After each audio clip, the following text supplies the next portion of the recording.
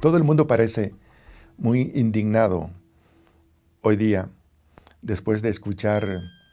la declaración del presidente de Estados Unidos, Donald Trump, en el sentido de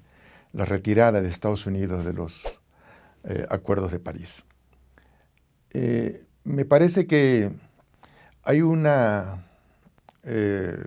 exageración no tanto en la indignación mundial, porque en realidad todas las medidas de política que ha estado tomando el presidente Trump con los distintos países que integran la comunidad internacional son verdaderamente indignantes, pero me parece que se sobredimensiona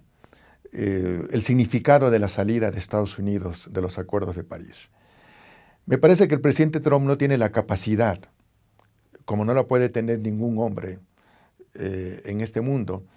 para modificar la realidad a su antojo.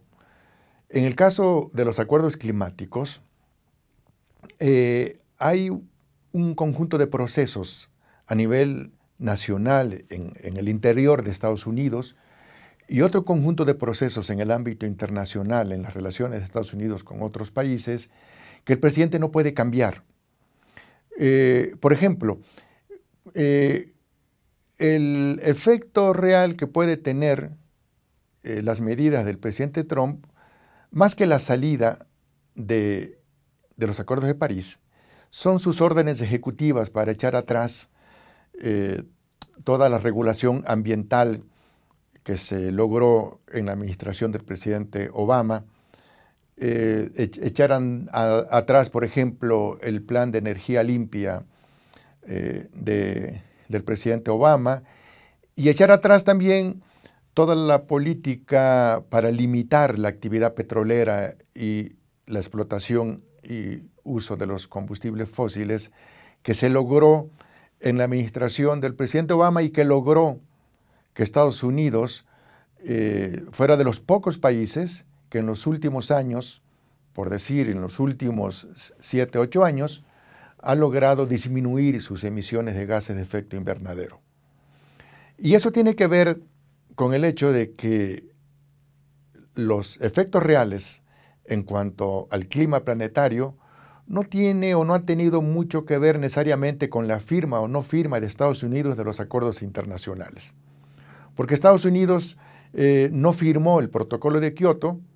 pero fue de los pocos países que realmente disminuyeron sus emisiones.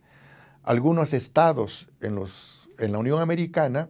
incluso superaron los estándares ambientales internacionales. Las ciudades mexicanas están mucho más contaminadas que las de Estados Unidos y México sí firmó el protocolo de Kioto. Estados Unidos no lo firmó. Pero además, algunas de estas medidas del presidente Trump,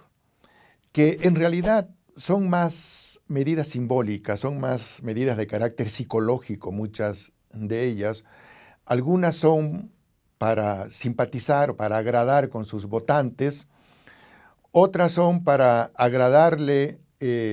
a las compañías petroleras y carboníferas que financiaron y que han financiado a la mayor parte de los políticos republicanos en la presidencia, en el Senado, en la Asamblea de Representantes. Todos estos políticos, estos candidatos a ocupar puestos de elección popular por parte del Partido Republicano han recibido grandes sumas de dinero por parte de la industria energética convencional. Pero por otra parte, se ha abierto en el mundo y en Estados Unidos también un boom económico que está ligado con las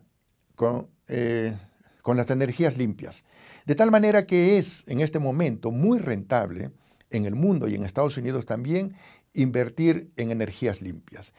Y por el contrario, las energías convencionales, las energías fósiles, particularmente el carbón, se ha convertido en una industria, una actividad económica obsoleta, no rentable, que requiere o va a requerir de grandes subsidios para poder continuar y hay que ver, digamos, hasta qué punto la actual administración va a ser capaz de subsidiar distintas actividades económicas aparte del carbón para, pues para poderlas mantener vivas y continuar o más o menos lidiar con las distintas ofertas de campaña que hizo y que son inviables. La mayor parte de sus ofertas de campaña enfrentan un enemigo, que es la economía. Ese es el principio de realidad que está enfrentando el presidente Trump y le ha pasado en todos los ámbitos, en lo que tiene que ver con el TLC, en lo que tiene que ver con el muro, en lo que tiene que ver con las deportaciones y en lo que tiene que ver, digamos, con distintas negociaciones internacionales. Una cosa son sus deseos, una cosa son sus sueños imperiales y otra cosa es realmente lo que la economía le permite, lo que los mercados le permiten. Y muchas de esas medidas la economía no se los permite, otras pues no se los va a permitir las protestas ciudadanas, todos sus procedimientos antiambientales se van a llevar a las cortes. Al final de cuentas, si lo vemos, por ejemplo, en el plano internacional, en lo que tiene que ver con los acuerdos de París, Estados Unidos representa un poco más del 17% de las emisiones de gases de efecto invernadero. El resto del mundo es responsable de más del 80%. Y repito lo que dije al principio, Estados Unidos no ha firmado los acuerdos climáticos, ni el de París ni el de Kioto. Pero de todas maneras, las emisiones en Estados Unidos han disminuido. En cambio, el resto del mundo, que es responsable de más del 80% de las emisiones de gases de efecto invernadero, lo que nosotros vemos que en relación a lo que ofrecieron en París, en relación a las ofertas de disminuir sus emisiones, verdaderamente no tienen la capacidad para poner en práctica estos ofrecimientos, que además son voluntarios, además no son obligatorios. No tienen las instituciones, no tienen los mecanismos, los instrumentos de fiscalización, de vigilancia y de sanción para castigar a los que no cumplen. De tal manera que no es lo que haga o lo que diga el presidente Trump respecto al clima mundial lo que va a hacer que las políticas sean exitosas y que el clima planetario no exceda en un aumento promedio de 2 grados Celsius para el final de la presente centuria. Por lo tanto, el verdadero reto es hacer cumplir al resto de los países, a los 197 países que sí firmaron los acuerdos y que sí ofrecieron grandes reducciones de gases de efecto invernadero para supuestamente salvar al planeta del calentamiento. Ese es el verdadero reto y me parece, digamos, que los países, aun cuando han ratificado, México ratificó, distintos países han ratificado los acuerdos de París, vamos a ver en la práctica, en los hechos, cómo se lleva a cabo esto. China, por ejemplo, es el primer emisor de gases de efecto invernadero. Digamos, es un país que ha tomado la delantera en cuanto a inversiones en energía limpia, pero también hay que tener en cuenta que las inversiones en energía limpia por parte de China tienen que ver con la producción, por ejemplo, de paneles solares. Es decir, es una actividad económica que le interesa a China y que se ha convertido en líder más que por motivos ambientales, pues por motivos económicos. Es una gran fuente de ingreso de divisas. De todas maneras, también en China está cambiando. En China hay una ciudadanía cada vez más resistente a las prohibiciones que se practican en China sobre las manifestaciones ciudadanas y cada vez la planta productiva se está transformando más de utilizar energía fósil a energías alternativas. China está cambiando y China también va a ser capaz de cumplir pues los ofrecimientos que hizo en los acuerdos de París para el 2030, que no fueron grandes ofrecimientos, pero que es preferible, digamos, que sean ofrecimientos moderados que se puedan cumplir, a ofrecer cosas que no se pueden cumplir, como ha hecho la gran mayoría de los países de la comunidad internacional. En ese sentido, nosotros tenemos que ubicar, tenemos que contextualizar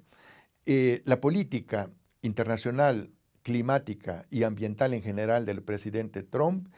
en función de lo que realmente puede hacer, de lo que quiere hacer, de lo que puede hacer y de lo que la realidad le permite hacer. Una gran parte de su estrategia política ha tenido que ver con la creación de miedo, digamos, en la comunidad internacional, generar terror, generar miedo de cosas que anuncia que puede hacer, que en los hechos no lo puede hacer, o no lo puede hacer a su voluntad, como una estrategia para ablandar a sus enemigos, a sus rivales, y ponerlos en mayor disposición para aceptar sus decisiones, sus políticas, sus puntos de vista. Pero lo que el mundo ha mostrado, lo que la realidad ha mostrado, es que sus capacidades para influir y para transformar el mundo y para transformarlo en esa locura en la que lo quiere transformar, son bastante limitadas. Es importante esta contextualización de lo que el presidente Trump está haciendo en términos ambientales y de la salida de Estados Unidos de los acuerdos de París. El proceso para retirar a Estados Unidos de los acuerdos de París van a tomar al menos 4 años. Cuando termine este procedimiento va a coincidir con la salida del presidente Trump como presidente, a menos que lo vuelvan a elegir, cosa poco probable, pero puede ocurrir que lo vuelvan a elegir y entonces serán 8 años. En esos 8 años es muy difícil que los deseos del presidente Trump de cambiar, digamos, toda la política ambiental de los Estados Unidos vaya a poder ponerse en práctica. Pero además, finalmente también, como otro elemento que tenemos que tomar en cuenta, por ejemplo, en ese supuesto apoyo o en ese apoyo que puede darle a través de estímulos fiscales y de grandes subsidios a la industria del carbón. Imagínense ustedes, o imaginémonos un escenario en el que un gran número de inversionistas decidan invertir en la industria del carbón. Van a invertir en una industria que va a estar subsidiada, apoyada, tal vez, en el mejor de los casos, ni siquiera estamos seguros de esos, por 4 años. Y después de 4 años, si Estados Unidos vuelve a retomar su política ambiental en el marco en el que la propuso el presidente Obama, pues, digamos, es un alto riesgo para estos inversionistas que saben muy bien, digamos, qué hacer con sus recursos, como para invertir en una actividad que además, repito, de ser obsoleta y no rentable, pues no va a contar con un apoyo fiscal muy duradero, a lo mucho lo que dure el presidente Trump en su administración.